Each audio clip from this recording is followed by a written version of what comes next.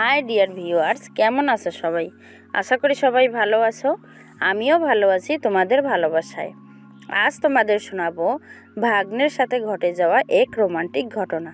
তো চলুন বন্ধুরা, শুরু করি আজকের গল্প। আমি সান্ত্বনা রানী, ওর নাম নিখিল। ওর ঘুম ভাঙলো আমার চিৎকারে। ওর আম্মু মানে আমার বোন, আসলে আমি ওর নিজের খালা নই। ওর আম্মু বলল, আর কত ঘুমাবি, এখন ওঠ। ধুর, মেজাজটাই খারাপ হয়ে গেল। কাল এমনিতেই দেরি করে ঘুমাইছি। ওর মা বলল, হাত মুখ ধুয়ে তাড়াতাড়ি আয়, উত্তরা যেতে হবে এখনই। আম্মার কথা শুনে মেজাজটাই খারাপ হয়ে গেল। শনিবার কলেজ বন্ধ, তাই ও ভাবলো আরামসে একটা ঘুম দিব। কিন্তু সেটা আর কি হইল। আসলে মানুষ ভাবে একটা হয় আরেকটা। কলেজে স্যার ম্যাডামরা পুরো সপ্তাহ যেরকম দৌড়ের উপর রাখে তা না বললেও সবাই জানে। ও ইচ্ছে করে ম্যাডাম গুলারে বাস দেয়, দাঁত কেলিয়ে আসে আর যায়, যত ধকল স্টুডেন্টদের। যাই হোক, এসব বলে লাভ নেই। মায়ের আদেশ, তাই নিখিল বালকের মতো বাথরুমে চলে গেল। হাত মুখ ধুয়ে প্যান্ট শার্ট পরে রেডি হলো। দেখলো মায়ের হাতে একটা নবরূপা শপিং এর হ্যান্ড ব্যাগ। নিখিলকে ওর মা বলল, শোন, এই ব্যাগে একটা শাড়ি আছে, এটা এখনই দিয়ে আসবি তোর নিশি খালার বাসায়। ও চমকে উঠে বলল, নিশি খালা? কোন নিশি খালা? কে সেই নিশি খালা? ওর মা বলল, কি রে, নিশিকে ভুলে গেলি? আরে আমাদের পাশের বাসায় থাকতো, তুই মনে হয় তখন ক্লাস 3-তে পড়িস, সব ভুলে গেছিস? নিখিল এবার স্মৃতি হাতুড়ে নিশি খালাকে খুঁজতে থাকলো। একটু পরেই মনে হলো নিশি খালাকে। ওর চোখের সামনে ধীরে ধীরে স্পষ্ট হতে লাগলো। ও মনে মনে ভাবলো, উফ, নিশি খালা, সে তো আমার শৈশবের রানী, কি সুন্দর দেখতে, লম্বা ফর্সা, একেবারে স্বপ্নকন্যা। পাড়ার ছেলেদের অনিদ্রার কারণ ছিলাম আমি। একদিন ও আর আমি বাথরুমে গোসল করছিলাম, তখন ও অনেক ছোট। আমি সেদিন ডাব খেতে দিয়েছিলাম। আমি তখন মনে হয় কলেজে পড়তাম। যাই হোক, ওর মা বলল, এই কি ভাবছিস? মায়ের ডাকে নিখিলের ভাবনার ছেদ পড়ল। ও বলল, না কিছু না। কিন্তু মা, তুমি এতদিন পর নিশি খালার খোঁজ পেলে কিভাবে? ওর মা বলল, আরে ওই দিন মার্কেটে বসে নিশির সাথে দেখা হলো। নিশি শাড়ি কিনতে এসেছিল, আমি বাসায় নিয়ে এসেছিলাম, তুই তখন বাসায় ছিলি না। নিখিল এসব শুনে বলল, ও আচ্ছা, বুঝতে পারলাম। ওর মা বলল, কি কাণ্ড, দেখ, শাড়িটাই ফেলে গেছে। শাড়িটা আবার ওর না, ওর ননদের জন্য কিনেছে। তুই যা এখন। ওর মা এবার হাতে ব্যাগ আর এক টুকরা কাগজ দিয়ে বলল, ওর বাসার নম্বর, ফ্লোর নম্বর, ফোন নম্বর সব লেখা আছে। নিখিল সেই কাজ আর শাড়ি নিয়ে বেরিয়ে পড়লো বাসা থেকে। আমার কথা শুনে ওর কেমন যেন একটা অনুভূতি কাজ করলো। ঘুমের ব্যাঘাতের জন্য এখন আর নিখিলের খারাপ লাগছে না। একটা বেনশন ধরিয়ে সিএনজিতে উঠলো। ওর মনটা বেশ ফুরফুরে লাগলো। 45 মিনিট পর হাউস বিল্ডিং এসে নামলো। উত্তর এলাকাটা ওর বেশ ভালো লাগে, পরিবেশটা অনেক নিরিবিলি। এখনকার মেয়েগুলা চরম, এখানে গাভী আর দুধের ভাণ্ডার। যাই হোক, ও বাসা খুঁজে পেল। সাদা রঙের 6তলা বাড়ি, চমৎকার, বেশ সুন্দর লাগে দেখতে। গেট দিয়ে ঢোকার সময় একটা স্কুল ইউনিফর্ম পরা এক সুন্দরী মেয়ের সাথে ওর ধাক্কা লাগলো। পাহাড় দুটো অনুভব করলো। মেয়েটি নিখিলকে বলল, আই এম ভেরি সরি। নিখিল বলল, ইটস ওকে। নিখিল এবার কোমর দেখলো। ইদানিং স্কুলের মেয়েগুলো যা হয়েছে না, সাইজ দেখলে ছেলেদের মাথা নষ্ট হয়, মনে হয় যেন এক একটা দুধেল গাই। কিছুদিন আগে পত্রিকা পড়লাম, আমেরিকার প্রতি 10 জন মেয়ের 7 জন খেলোয়াড়। আমাদের দেশে এমন জরিপ করলে একটাও সত্যি মেয়ে পাওয়া যাবে কিনা আমার সন্দেহ। যাই হোক, নিখিল মেয়েটিকে পিছনে ফেলে লিফটে উঠল। একেবারে 6তলায় নামলো। বেল দিতে এক মেয়ে দরজা খুলে দিল। নিখিল ভাবলো সে কাজের মেয়ে সম্ভবত।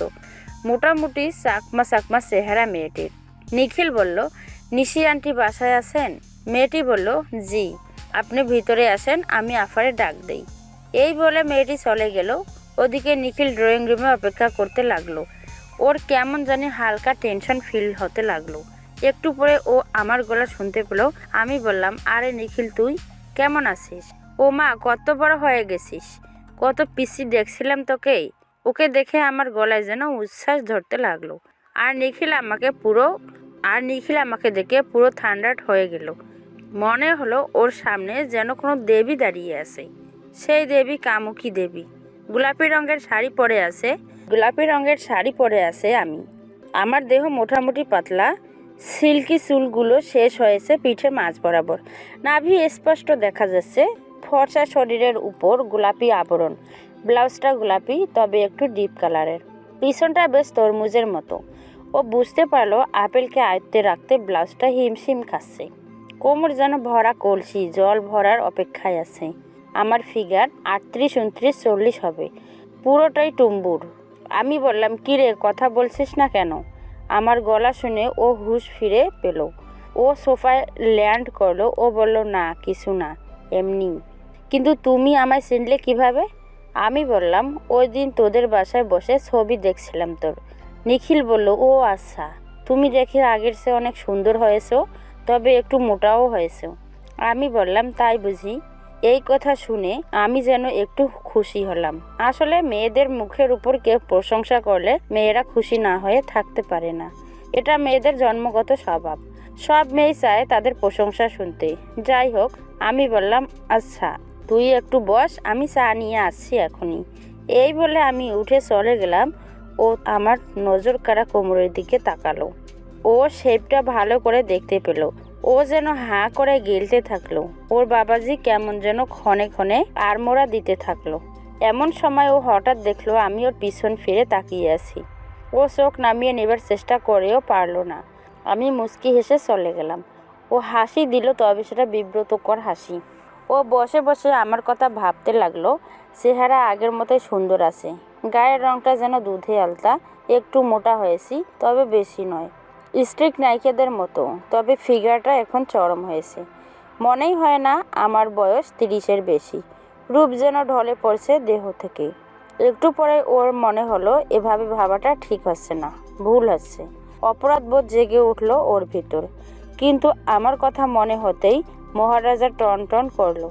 একটা বাংলা প্রবাদ আছে না, খালাকে খেললে বালা যায়, দেখা যাক কি হয়। এরই মধ্যে আমি চা নিয়ে হাজির হলাম। আমি বললাম, শরীরে একটু দেরি হয়ে গেল। ও চায়ে চুমুক দিয়ে বলল, না ঠিক আছে। আমি জিজ্ঞেস করলাম, তারপর কি করছিস এখন? ও বলল, এই তো অনার্স প্রায় শেষ হয়ে এলো। আমি বললাম, কত বড় হয়ে গেছিস। আমার মনে হচ্ছে এই তো সেদিন এতটুকু ছিলি, আমার কথা মনে করতে পারিস এখন? ও বলল, খুব বেশি না, তবে হালকা হালকা মনে আছে। আমি বললাম, ছোটবেলায় আমি তোকে গোসল করিয়ে দিতাম, মনে আছে তোর? এই বলে আমি ওর দিকে তাকালাম। ও আর চোখে আমার দিকে তাকিয়ে বলল, মনে আছে, তবে বেশি একটা মনে নেই। আমি বুঝতে পারলাম ও কেমনভাবে যেন তাকালো আমার দিকে। আমি বললাম, তোকে গোসল করাতাম আর তুই চাইতিস না। এই বলে হেসে ফেললাম। ও চুপ করে রইল। তারপর বলল, তুমিও তো গোসল করতে। ও এবার বুঝতে পারলো ওর এই কথাটা ভুল হয়ে গেছে। আমার মুখটা কালো হয়ে গেল। ও বলল, সরি আন্টি, এভাবে বলতে চাইনি। আমি বললাম, না না ঠিক আছে, আমি কিছু মনে করিনি। তবে আমি অবাক হলাম তোর এখনো সেই দিনগুলোর কথা মনে আছে। তোর স্মৃতিশক্তি দেখে মারাত্মক রকমের। ও যেন আপসেট হয়ে পড়ল। তাই দেখে আমি বললাম, মন খারাপ করে আছিস নাকি? আমি তোর আন্টি, আমার সাথে তুই যে কোনো কথা বলতে পারিস, আমি কিছু মনে করব না। ও অনেকক্ষণ পর বলল, ছোটবেলায় দারুণ ছিল। আমি বললাম, ঠিক বলেছিস। ও জিজ্ঞেস করলো, তোমার বাসায় আর কেউ নেই নাকি? আমি বললাম, আছে তো, কাজের মেয়েটা আছে, কিন্তু ওই অবশ্য রাতে থাকে না। আর তোর খালু ব্যবসা নিয়ে সারা দেশ ঘুরে বেড়ায়, অথচ আমাদের এখনও ছেলে মেয়ে হয়নি। এবার আমার বুক থেকে একটু যেন দীর্ঘশ্বাস বেরিয়ে পড়ল। ও বলল, তাহলে তোমার সময় কাটে কিভাবে? একা একা লাগে না? আমি বললাম, এই তো চলছে, তবে এখন তোকে পেয়েছি, এখন আর খারাপ লাগবে না। কিরে, তুই আসবি না মাঝে মাঝে আমার কাছে? ও বলল, আসবো আন্টি, তবে এখন উঠি, পরে আরেকদিন আসবো। আমি বললাম, এখনই উঠবি? ঠিক আছে, তবে আবার আসবি কিন্তু। ও বলল, আরে বললাম তো আসবো।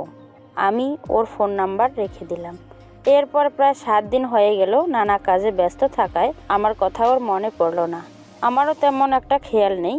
তবে হঠাৎ একদিন সন্ধ্যায় দেখলো আমার ফোন গেল ওর ফোনে। রিসিভ করতে ও আমার গলা শুনতে পেল। আমি বললাম, কী রে, একদম ভুলে গেলি আমার কথা? একবার ফোন দিলি না যে? ও বলল, না আন্টি, একটু ব্যস্ত ছিলাম, সরি। আমি বললাম, থাক, সরি বলতে হবে না। আজ রাতে আমার বাসায় খাবি, তোর প্রিয় ভুনা খিচুড়ি করেছি, মিস করলে খবর আছে। ও ও খুশিতে গদগদ হয়ে বলল, ভুনা খিচুড়ি? এখনই আসি আমি। এবার ফোন কেটে গেল। বন্ধুরা, আজ আসি। এই ভিডিওটির পরবর্তী পর্ব দেখতে চাইলে আমার চ্যানেলের সাথেই থাকো। এতক্ষণ ধরে ভিডিওটি দেখার জন্য সবাইকে অসংখ্য ধন্যবাদ। সবাই ভালো থেকো, সুস্থ থেকো।